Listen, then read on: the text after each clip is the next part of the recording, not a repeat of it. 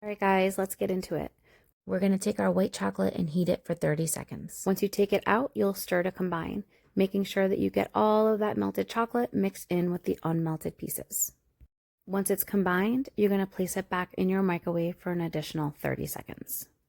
This time it should be almost fully melted. Take your spatula and just really give it a good stir, letting the residual heat of the bowl melt the remaining chocolate as you fold the melted bits into the unmelted chocolate. If your chocolate still needs a little help, you can pop it back in the microwave for an additional 10 seconds and stir to combine again. Once it's silky smooth, you're going to go ahead and grab your extract. Guys, this one is super potent, so just start off by using 2 dropperfuls and make sure you give it a really good stir. Once it's all combined, you can give it a taste test, and if you find you want to add more, by all means add more. Just remember, you can add more, but you can't take it away once you add it. Next up, you're going to take your pre-measured cinnamon and you're going to add it to your melted chocolate.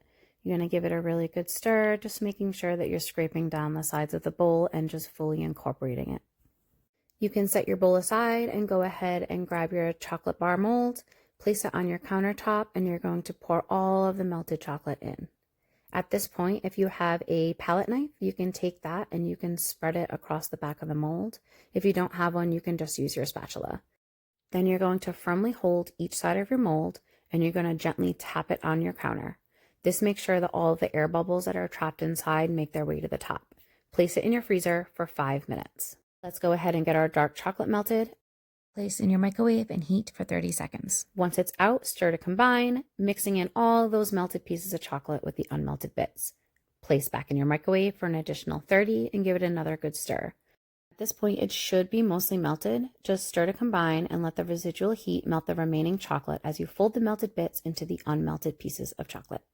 Look how silky smooth it is. Okay, go ahead and grab your banana chips and you're going to break them apart right over your bowl.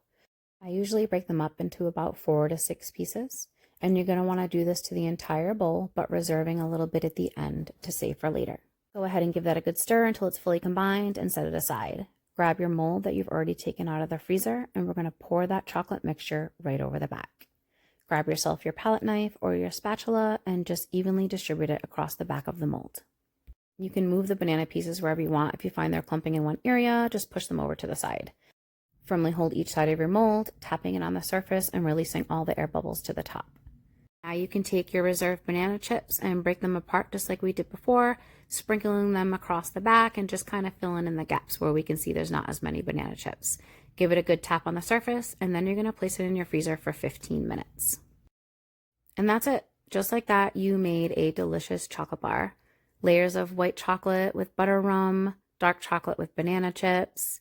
Cut it up, slice it up, take a bite, and enjoy it.